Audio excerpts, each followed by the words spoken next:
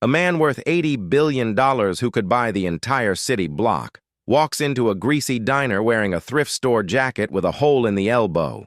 He sits in a torn vinyl booth and orders the cheapest thing on the menu, 2 eggs and a black coffee. The waitress, drowning in medical debt and working a double shift, looks at him not with disgust but with a simple, tired kindness. But when a wealthy customer tries to humiliate the poor man, her reaction sets in motion a chain of events that will change their lives and the entire city forever. This isn't just a story about a rich man in disguise. It's about what happens when true character is finally seen. The air in the 90th floor boardroom of Thompson Global Holdings was so sterile it felt vacuum-sealed. Marcus Thompson, a black man whose net worth fluctuated with the global markets but always remained north of $80 billion, stared out the floor-to-ceiling window. Below him, Chicago sprawled like a circuit board, a complex map of lights and lives he owned but did not understand. "The optics are bad," Marcus, Derek Patterson, his COO and lifelong rival, said, his voice smooth and sharp. "The Tribune column this morning called you the Hermit King of Chicago. They're painting you as disconnected, a dragon sitting on a pile of gold, completely detached from the people who actually use our products and live in our buildings." Marcus didn't turn. "The Tribune is a tabloid, Derek. I don't care about optics, I care about the Q4 projections. And the board cares about the stock price, which is tied to public perception," Derek countered, leaning forward. "They see you in your tower, approving acquisitions and closures, but never seeing the faces of the people affected. This new urban renewal project, it's displacing thousands. We need positive PR. What do you suggest? I go kiss a few babies at a shelter opening?" Marcus scoffed, finally turning. His suit was a dark, severe gray, costing more than the average car. Derek smiled, a predator's glint in his eye. "No, something more immersive. I make you a wager, Marcus. A challenge, if you will. I don't make wages. Then consider it a vital piece of market research.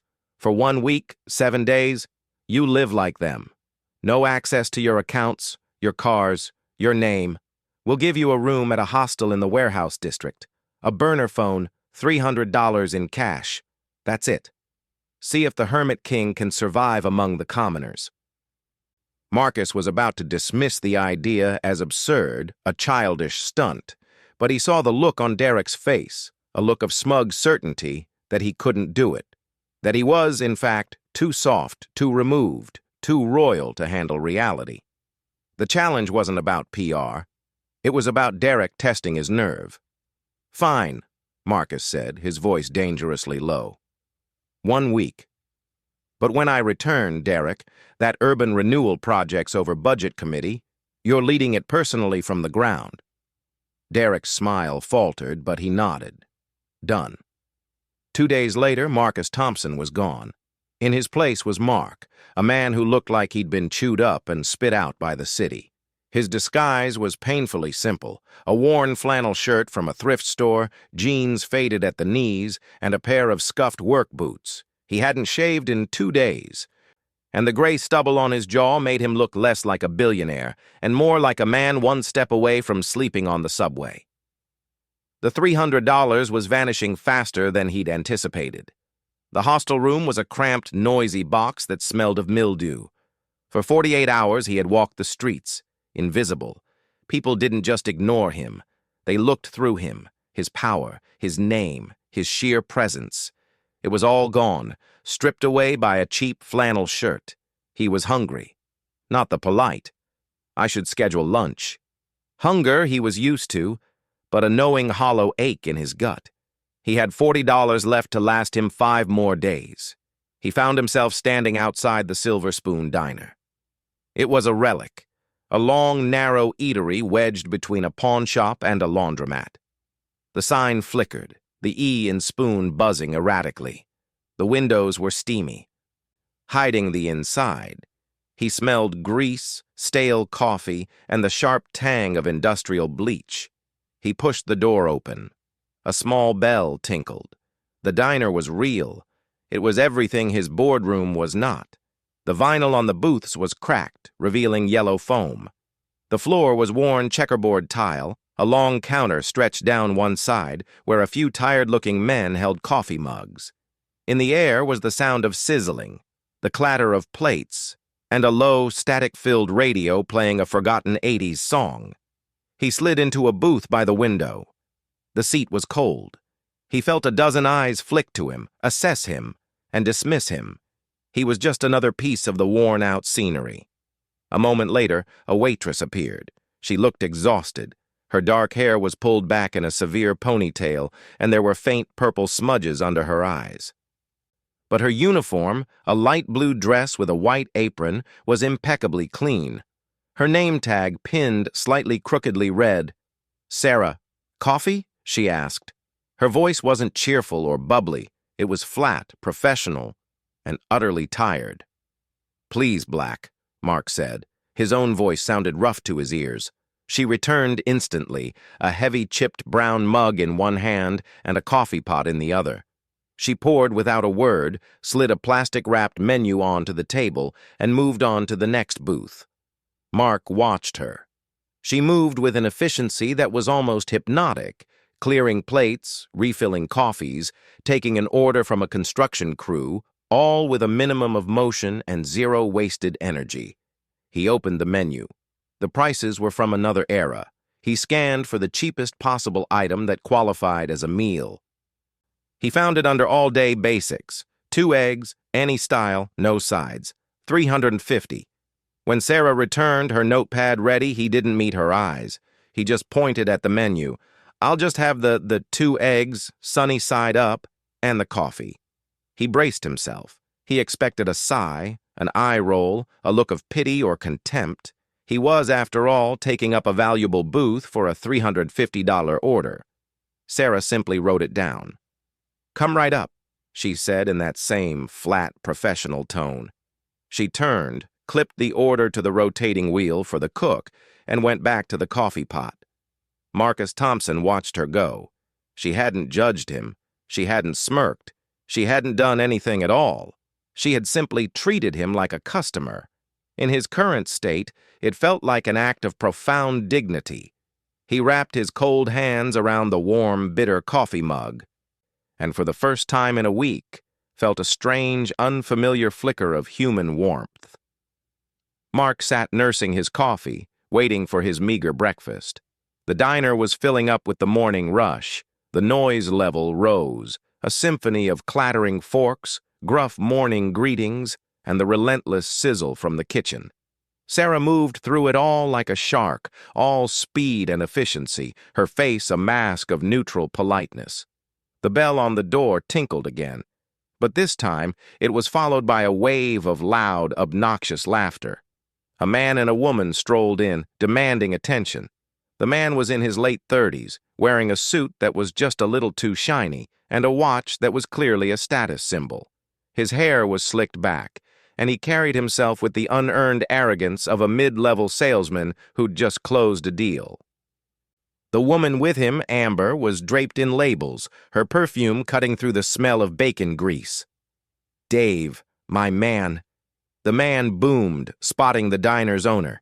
Dave, a perpetually stressed man in his 50s, behind the cash register. "Table for 2, the best one you got." Dave just sighed and pointed with his pen. "Morning, Brad. Booth in the back is clean."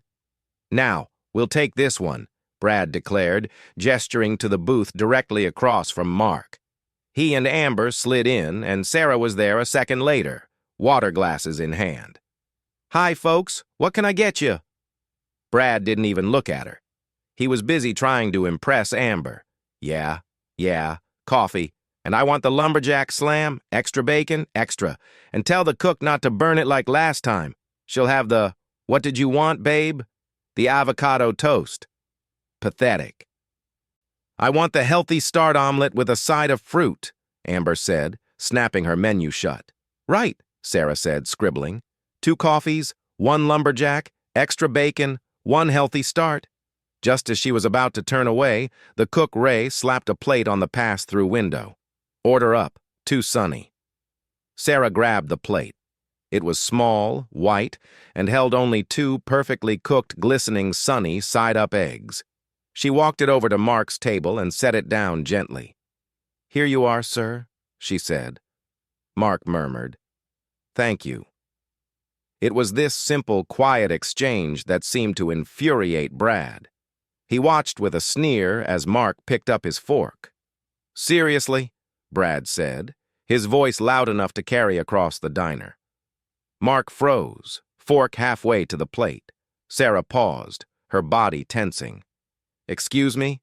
Mark asked. "I said—" "Seriously," Brad repeated, gesturing with his thumb. "You come into a diner, take up a whole booth, and order 2 eggs? Just 2 eggs? What you saving up for the toast?"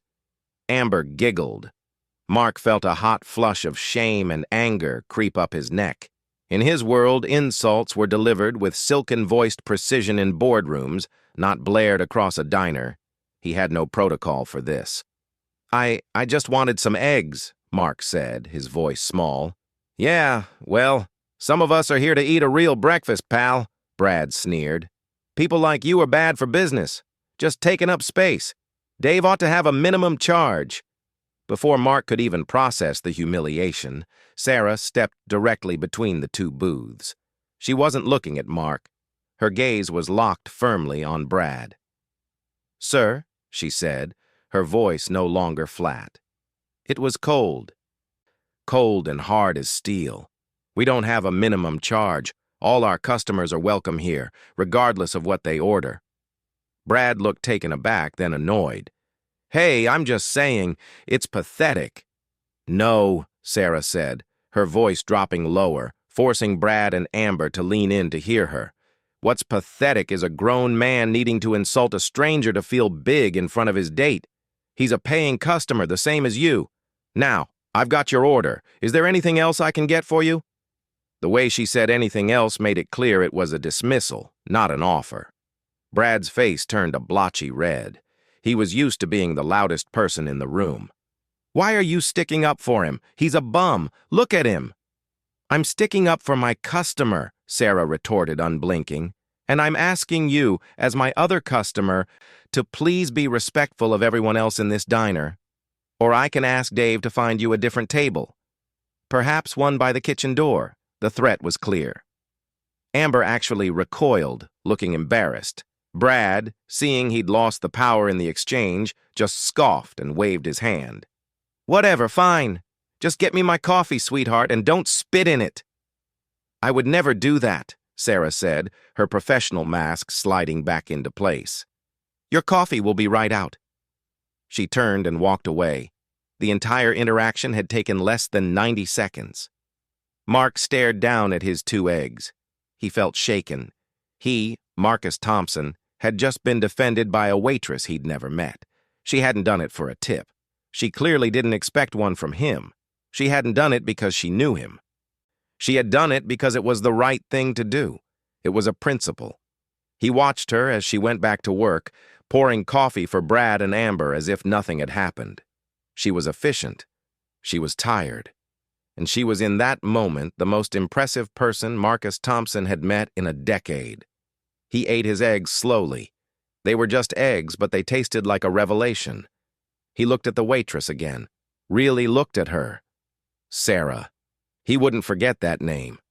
When he was done, he left $20 on the table for his $3.50 meal and $2 coffee. He walked out before she could see it, the little bell tinkling behind him. He had a lot to think about. Marcus's week on the streets was supposed to be a challenge of survival. It was rapidly becoming an education. He couldn't get the diner or the waitress out of his head. He returned the next day and the day after that. He became for the first time in his life a regular. He sat in the same booth, always ordering the same thing, black coffee. Sometimes he'd add a slice of dry toast. He was Mark, the quiet man in the corner, and he blended into the worn wallpaper. From this vantage point, he began to see the diner not just as a place to eat, a line item on a budget sheet, but as an organism. Dave, the owner, was the stressed, anxious heart. Ray, the cook, was the fiery lungs, and Sarah was the circulatory system, moving everywhere, delivering what was needed, keeping everything alive. Marcus watched her. He saw her patience. He saw her help. Mr. Johnson, an elderly man with shaky hands, read the specials printed on the white board. She didn't just read them. She'd lean in close and say, "The meatloaf's real good today, Mr. Johnson. Ray made it fresh this morning, not from yesterday." He saw her handle a young mother whose toddler was having a full-blown tantrum, screaming and throwing crayons. Sarah didn't scowl. She walked over, knelt, and offered the child a small cup with a maraschino cherry and a straw. "This is a special fireman's drink," she'd said, distracting the boy instantly. The mother looked at her with tears of gratitude, but it was during the lulls, the quiet mid-afternoon hours, that Mark learned the most. He'd sit for hours on one coffee, and Sarah, accepting him as part of the furniture, would work on other things. He saw her behind the counter, her back to the diner with a massive, heavy textbook open. He squinted. It wasn't a community college pamphlet. It was advanced corporate finance. One afternoon, he saw her on the payphone by the restrooms, her back rigid. He could only hear her side of the conversation, her voice low and tense. "Mom, please don't argue with me," she whispered, her hand cupped around the receiver. "You have to get the prescription refilled." "No, I don't care what Dr. Williams said about the cost." "Because we'll figure it out. I'll figure it out." "No, my shifts are fine. Dave is giving me an extra one on Saturday." "Yes, I'm eating. I'm fine." She hung up the phone and leaned her forehead against the wall for a full 10 seconds. Her eyes were closed. Mark saw her take one deep, shuddering breath, composing herself. Then she pushed off the wall, smoothed her apron, and walked back out to the floor, her professional mask firmly in place. "More coffee, Mr. Johnson?" The pieces clicked into place. The exhaustion, the corporate finance textbook, the desperate need for extra shifts. She wasn't just a waitress, she was a caregiver, a student, and a provider, all wrapped in one tired 20-something body. Later that same day, Mark was paying for his $2 coffee at the register. Dave was ringing him up. Sarah was on her way out, her shift over. She had swapped her uniform for jeans and a hoodie, and a heavy backpack was slung over one shoulder. "See you tomorrow, Dave," she said. "Hold up, Sarah," Dave said, finishing with Mark. "Got a minute?" She sighed, shifting the weight of the backpack. "Yeah, what's up?" Dave lowered his voice, but Mark, pretending to look for a mint, lingered. "That bank loan, they denied it, the final appeal. They said our profit-to-debt ratio isn't viable. They're calling the note." Sarah's face went white. It was a paler, more terrified look than he'd seen on her yet. "What? What does that mean?" "Calling the note." "It means we have 30 days, Dave said, his voice cracking. 30 days to pay the whole balloon payment. $50,000 or they foreclose." "50,000?" Sarah's voice was barely a squeak. "Dave, that's how it's this whole block," Dave said, gesturing vaguely. "Taxes have tripled. This new developer, this TGH company, has been buying up everything. They're squeezing us out. The bank knows the land is worth more than the diner. They'd rather we default so they can sell the lot to the developers." Mark's blood ran cold. TGH Thompson Global Holdings, his urban renewal project, Derek's pet project.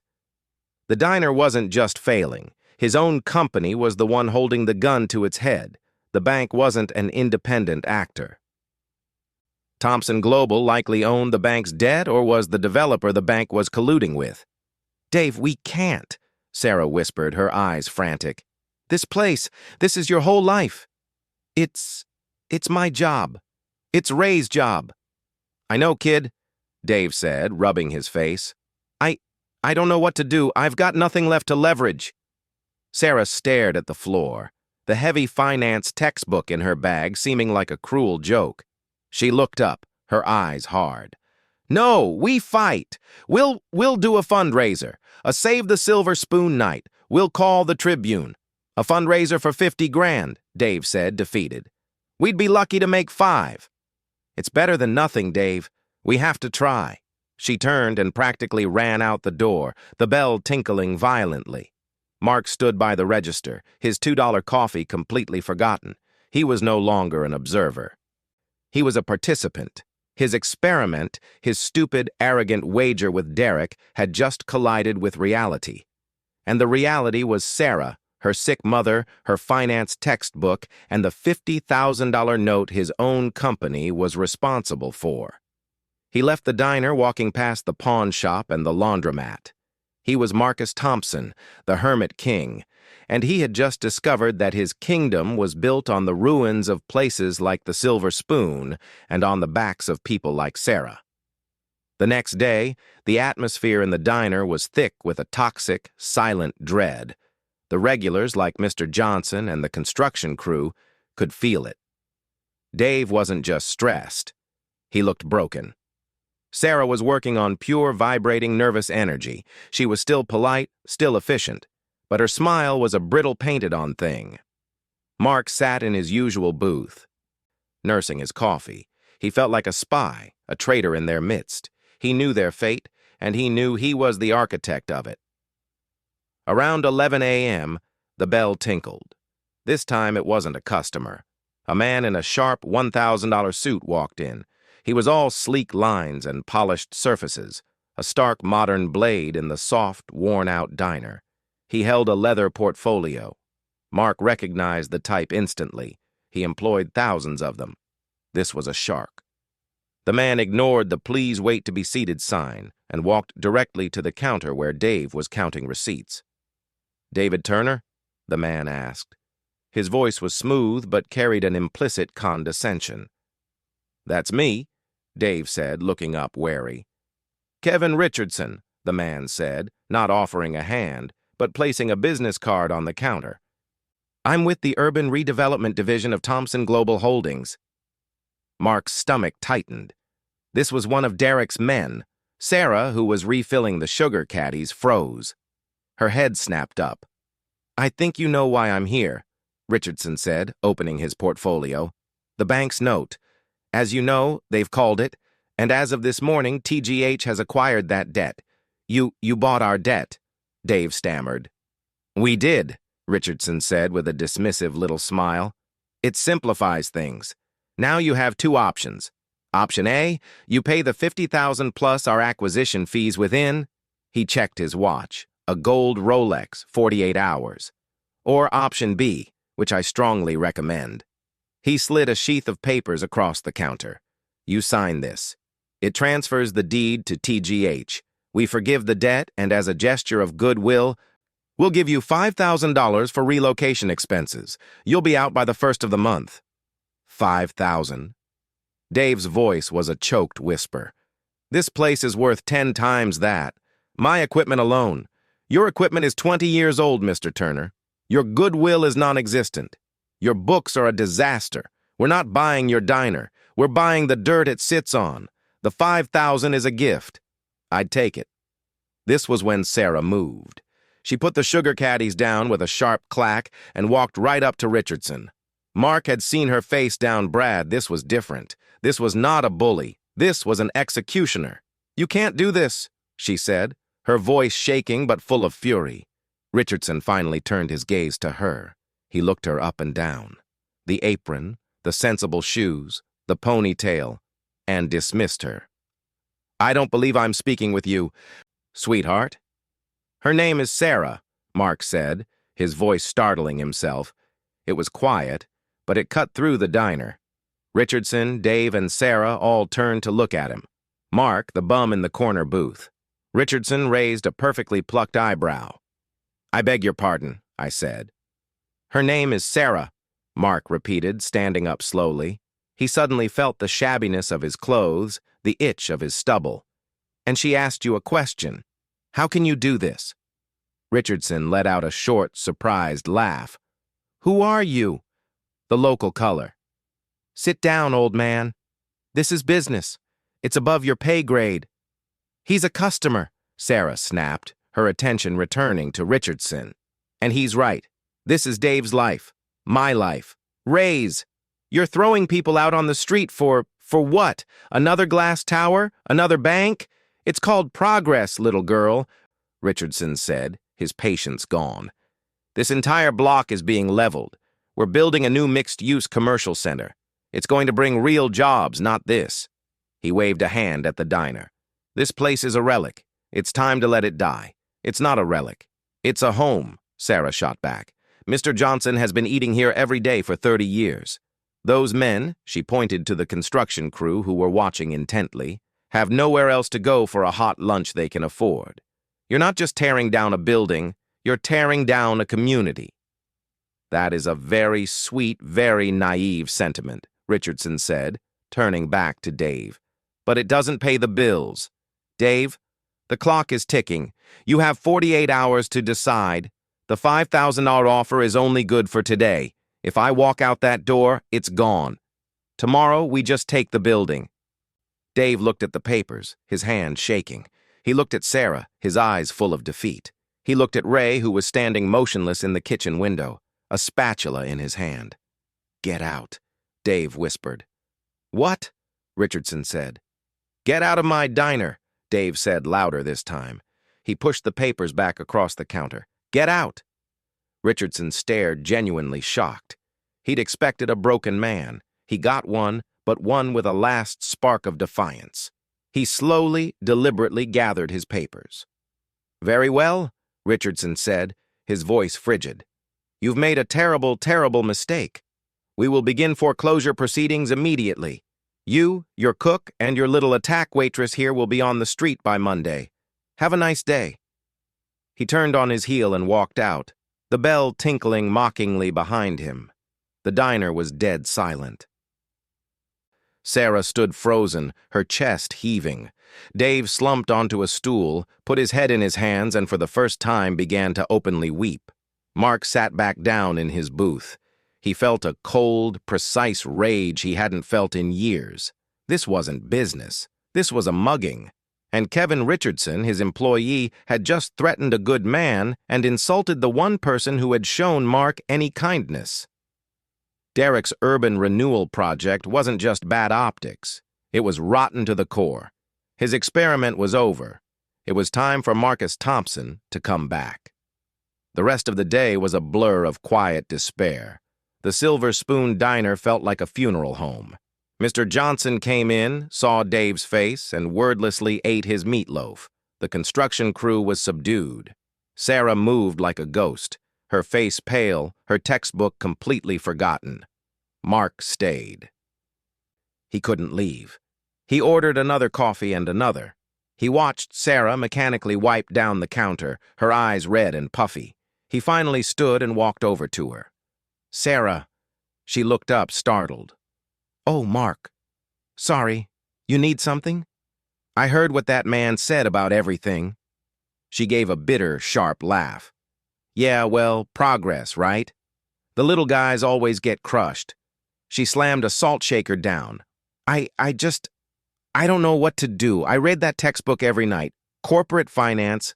I'm trying to learn their language, how to build something, and they just take it with a piece of paper." "What would you do?" Mark asked, his voice low. "What? If you could do something, if you had, I don't know, power, money, what would you do?" Sarah stopped wiping. She leaned on the counter, staring at the worn Formica. I'd save this place. Not just for me, for Dave. He gave me a job when no one else would. When my mom first got sick, he lets me study here. He's a good man. He doesn't deserve this." She looked around the diner. "It's not just Dave. It's Mr. Johnson. It's Ray. He's got 2 kids. This isn't just a balance sheet. That's what they don't get. That's what that vulture Richardson doesn't get. It's a place, a real place. You can't just put a price on that." She finally looked at him, her eyes searching his. "What's your dream, Mark? If you're not just here, what would you do?" The question caught him off guard. No one had asked him that in 30 years. I'm not sure," he said, and it was the most honest thing he'd said all week. "I think I'd want to build something that lasts, something that matters more than a stock ticker." She gave him a small, sad smile. "Yeah, sounds nice." Suddenly, the diner door swung open, and the bell rang violently. It was Brad, the arrogant salesman from the other day. He was alone this time, and he looked annoyed. "Hey, waitress!" he barked, sliding into his usual booth. "Coffee and a menu. And be quick about it. I'm late for a client." Sarah's shoulders slumped. She picked up a mug and a menu. "Coming right up, mister. It's Brad," he snapped. She poured his coffee. As she turned, Brad noticed Mark standing at the counter. "You again?" Brad sneered, looking Mark up and down. "What? Are you the new busboy, or are you just permanently attached to that counter, still trying to nurse that 2-egg breakfast from Tuesday?" Sarah, who was walking away, stopped dead. "Leave him alone, Brad," she said, her voice trembling with the pent-up fury of the entire day. "I'm not in the mood, not today." "Ooh, feisty," Brad mocked. "What's the matter? Bum boyfriend giving you trouble?" He looked at Mark again. "You know, pal, it's really sad leeching off a hard-working girl like this. Why don't you go to a shelter or something? Stop stinking up the place." This was it. This was the moment. Mark had seen Sarah defend him from this man when she was merely tired. Now he was about to see what she would do when she was broken. Sarah spun around. She walked not to Brad's table, but to the front door. She unlatched it and held it wide open.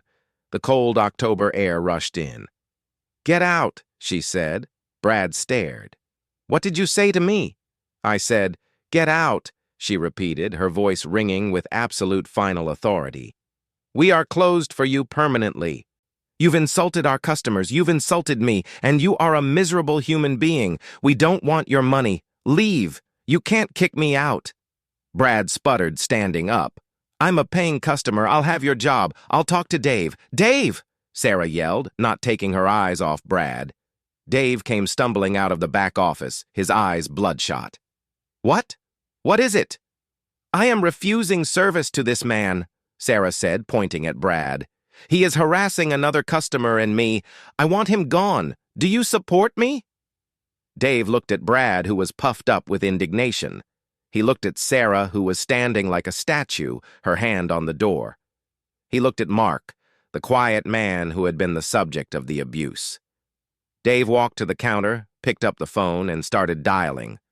"Yeah, I support her." "Sir, you can leave on your own, or you can explain it to the police. Your choice." Brad's face went from red to white. He was a bully, and his bluff had been called. This is ridiculous. This place is a dump anyway. You'll be hearing from my lawyer." "Great," Sarah said. "Tell him to send his letters quickly. This dump might not be here next week, thanks to people who think they own the world."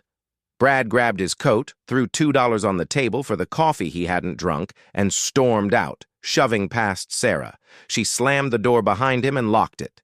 She flipped the open sign to closed, even though it was only 3 p.m. The diner was silent again. "Sarah," Dave said, looking stunned. You shouldn't have." "I should have," she said, her voice shaking. "If we're going down, Dave, we are going down with some dignity. We are not going to be some rich jerk's punching bag. Not while I'm here." She leaned against the door, the adrenaline finally leaving her. She slid down the wall and sat on the floor, burying her face in her hands. "Oh, God, Dave, I think I just cost us a customer." Dave just walked over and sat on the floor next to her. "It's okay, kid. It's okay. He was a jerk anyway." Mark watched them, this broken owner and his lion-hearted waitress, sitting on the floor of their doomed diner. He had seen her kindness, he had seen her fury, he had seen her dignity. He had seen enough. He walked to the door. Sarah looked up, her face stained with tears. "Thank you for that," Mark said, his voice rough. "We look out for our own, Mark," she whispered. "Yes, you do." He unlocked the door and walked out. He didn't go back to the hostel. He walked 3 blocks, turned a corner, and saw a black sedan idling. It had been waiting for him 24/7 for the entire week. He tapped on the window. His security guard, James, a man who hadn't seen him in this state before, stared in shock. Mr. Thompson? Mark pulled open the back door and slid in. The smell of rich leather and sanitized air was a shock. "Take me home, James," Marcus said, "and get Derek Patterson on the phone now." The next morning, the sky was a flat, unforgiving gray. It was 10 a.m. Inside the Silver Spoon Diner, the mood was ferial. Dave and Sarah were there. Ray was in the kitchen, but he wasn't cooking. There were no customers. Dave had locked the door. They were waiting for the 48-hour deadline to expire. They were waiting for the end. "I called the Tribune," Sarah said, sipping a cold coffee. "They said they'd look into it, which means they won't." "I called my cousin, the lawyer," Dave said. He said, "We're well and truly screwed." That's a direct quote. A sharp, authoritative knock echoed on the glass door. "He's back," Dave whispered, his face ashen. Sarah stood up, her jaw set. "Let him in. We'll face him." Dave walked over and unlocked the door. Kevin Richardson entered, a smug, satisfied smile on his face. He was holding his leather portfolio. "Good morning. I see you've decided to be sensible. I have the severance papers right here. 5,000 as promised. Sign here and we'll have your things cleared out by—" "We're not signing," Sarah said. Richardson's smile vanished. "Excuse me. We've been over this. The foreclosure is filed. It's over. This is just a courtesy, too." "You're sure about that?" a new voice said. Richardson spun around. Standing in the doorway where Richardson had just been was a man. He was flanked by two other men in severe dark suits, and one woman holding a briefcase. This new man was tall, imposing, a distinguished black man in his late 40s dressed in a bespoke navy blue suit that probably cost $20,000. His hair was perfectly styled, his jaw clean-shaven, and his eyes. Sarah's breath caught in her throat. She knew those eyes. Dave stared. "Mark?" Is that the man was Mark, but he wasn't. He was a different person entirely. The worn-out, beaten-down sadness was gone, replaced by an aura of absolute terrifying power. Richardson's face, however, went from smug to confused to bone-white terror in the span of 3 seconds. He looked like he'd seen a ghost. Mr. Thompson," Richardson stammered, his portfolio slipping from his hand and hitting the floor with a dull thud. "Sir, I had no idea. What are you doing here?" Marcus Thompson ignored him. He looked past him, his gaze settling on Sarah. "Sarah, Dave, my apologies for this interruption," Marcus said.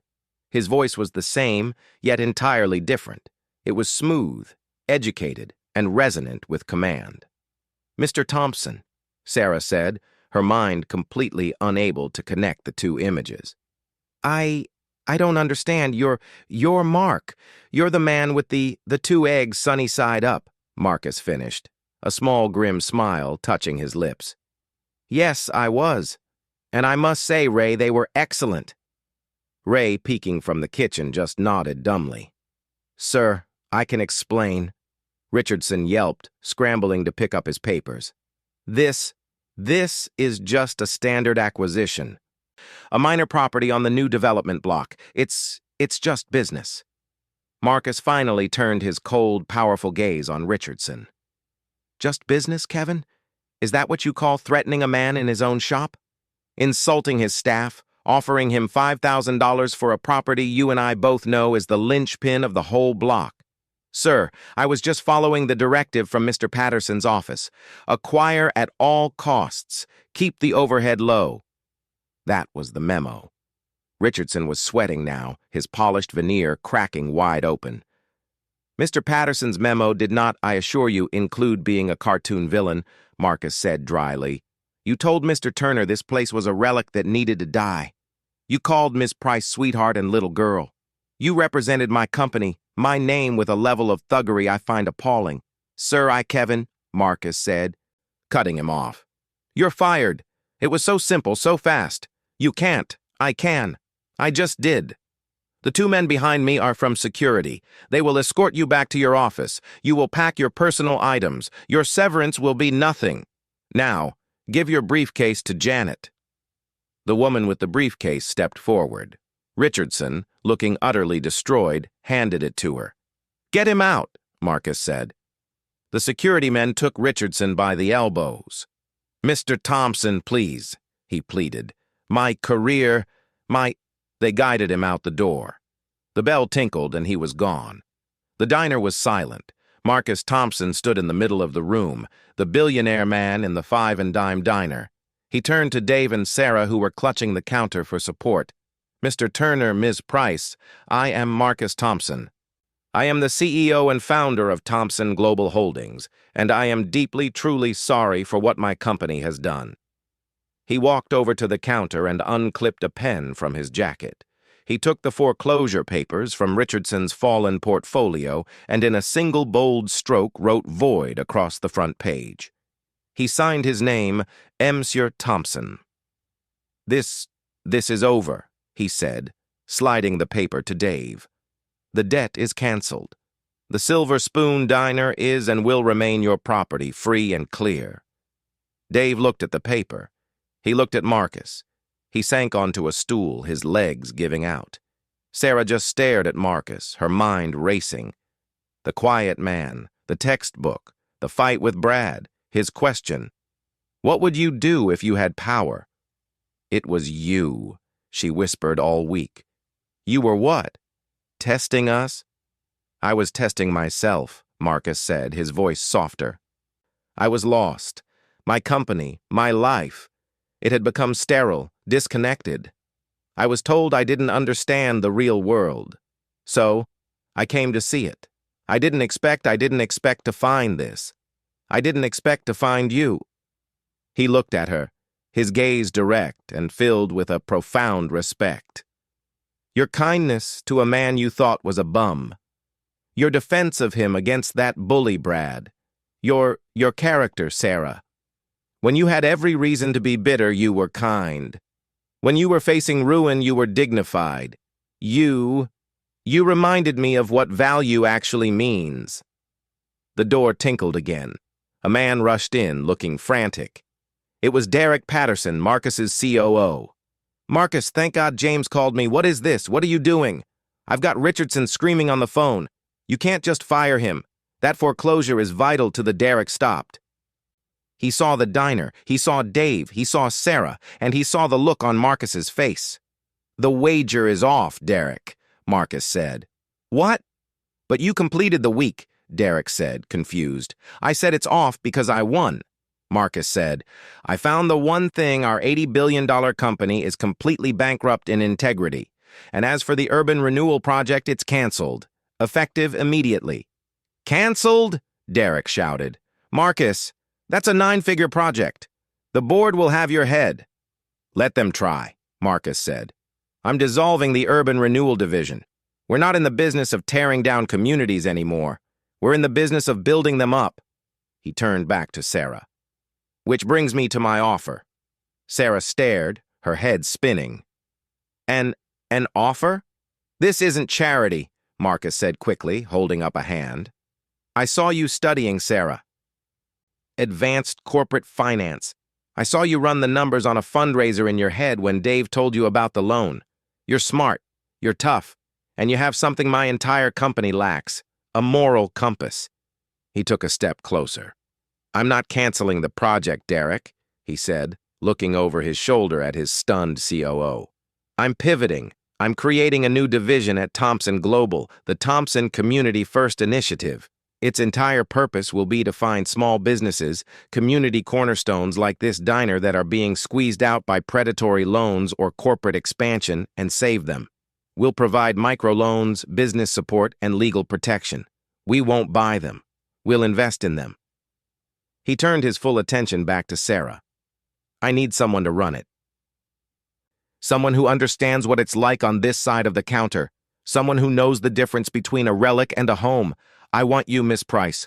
I want you to be the head of this division." Sarah's knees felt weak. "Me? Run a division. I'm a waitress." "You're the sharpest mind I've met this year," Marcus said, "and you're the only person I trust not to turn it into another soulless profit center. The job comes with a salary, of course, a significant one. We will also pay for the full completion of your degree." And he paused, his voice softening. "I overheard your phone call about your mother. The initiative's first act will be to take on her medical care, all of it. Consider it covered. This is not a gift, Sarah. It's an investment in our most valuable new executive. You've earned it." Tears were streaming down Sarah's face. Not tears of sadness or fear, tears of sheer dumbfounding release. "Yes," she whispered. "Yes, of course. Yes." "Good." Marcus smiled. "Janet," he said to his assistant, "get Miss Price's information. We'll start the paperwork." Just then, as if the universe had a sense of comedic timing, the doorbell tinkled. Everyone turned. It was Brad. He stormed in, his face a mask of self-righteous fury. "I knew it!" he shouted, pointing a finger at Sarah. "Dave, I just spoke to my lawyer. You cannot refuse service to me. I'm filing a suit against this whole dump for his voice died. He saw the men in suits. He saw Derek Patterson, and he saw Mark the Bum now wearing a $20,000 suit, looking at him with the cold indifference of a god." "Brad," Marcus said, his voice dangerously pleasant. "What a surprise. Please come in." Brad froze. "I who what?" "You work for Precision Sales, don't you?" Marcus asked. "Yes, I'm their top associate." Where Marcus corrected, Precision Sales has a $50 million annual contract supplying office equipment to Thomson Global's entire North American portfolio. A contract which, as of about 30 seconds ago, is under full and immediate review. Derek Patterson's head snapped up. "Marcus, we can't. Their pricing is locked in." "We can," Marcus said. "I will not have my company associated with any firm that employs bullies. Brad, you came in here time and again and harassed a man you believed was poor and defenseless. You insulted a woman who was just trying to do her job. Your behavior was, to use your own word, pathetic. You can tell your boss that Marcus Thompson pulled the contract personally. You might want to update your resume." Brad's face was a grotesque mask of horror. He opened his mouth, but no sound came out. He just turned and stumbled back out the door, a broken man. The karma was instant. It was total. Marcus turned back to the room. He looked at Dave, who was now clutching the void-marked paper like a winning lottery ticket. "Dave, your diner needs work," Marcus said. "The booths are torn. The sign is flickering. My new division's second act will be to fund a full top-to-bottom renovation of the Silver Spoon. Whatever you need, no strings, no loan. Consider it back pay for the education you all gave me." Dave just nodded, tears flowing freely. "Thank you, Mr. Thompson. Thank you." Months later, the Silver Spoon Diner was gleaming. It had new vinyl booths in the same classic blue, a new non-flickering neon sign, and a polished floor. But the charm was the same. Ray was still in the kitchen. Dave was at the register laughing. Mr. Johnson was in his usual booth. The bell tinkled. Marcus Thompson walked in wearing a casual sweater, not a suit. "Afternoon, Marcus." Dave grinned. "Dave." Marcus nodded. He slid into his old booth. A moment later, Sarah approached. She was dressed in a sharp blazer and dark jeans, holding a tablet. She looked transformed, confident, rested, and vibrant. "You're late for our meeting," she said, a playful smile on her lips. "I know," Marcus said. "I was reviewing the Precision Sales fallout. Their stock dropped 30%. They fired Brad." "Good," Sarah said. She sat across from him, opening her tablet. "Now about the community project in the warehouse district. I've identified 3 businesses just like this one being squeezed by the new urban renewal group on that side of town." "You're enjoying this," he observed. "I'm good at it," she corrected. "Mom's new doctor is amazing, by the way." "Thank you." "I'm glad." There was a comfortable working silence. Finally, Sarah looked up from her tablet. Can I get you anything?" Marcus Thompson looked at his new colleague, his partner in this new venture. He looked at the diner he had almost destroyed and had instead saved. He smiled. "You know," he said. "I'll have 2 eggs, sunny side up, and a black coffee." Sarah's smile widened. She didn't even write it down. Coming right up. What we just saw wasn't just about a rich man learning a lesson. It was about the incredible quiet power of dignity. Sarah didn't know a billionaire was watching. She defended Mark because it was the right thing to do. She stood up to that bully Brad and the corporate vulture Richardson, not because she thought she would win, but because her integrity was not for sale. This story shows us that character isn't who you are when the boss is watching. It's who you are when you think no one is. True value isn't in a bank account. It's in how you treat the person who can do nothing for you. What did you think of Sarah's courage? Have you ever seen someone stand up for a stranger like that? Let me know your thoughts in the comments below. If this story touched your heart, please hit that like button, share it with someone who needs to see it, and be sure to subscribe to the channel for more real-life stories that will inspire you. Thank you for watching.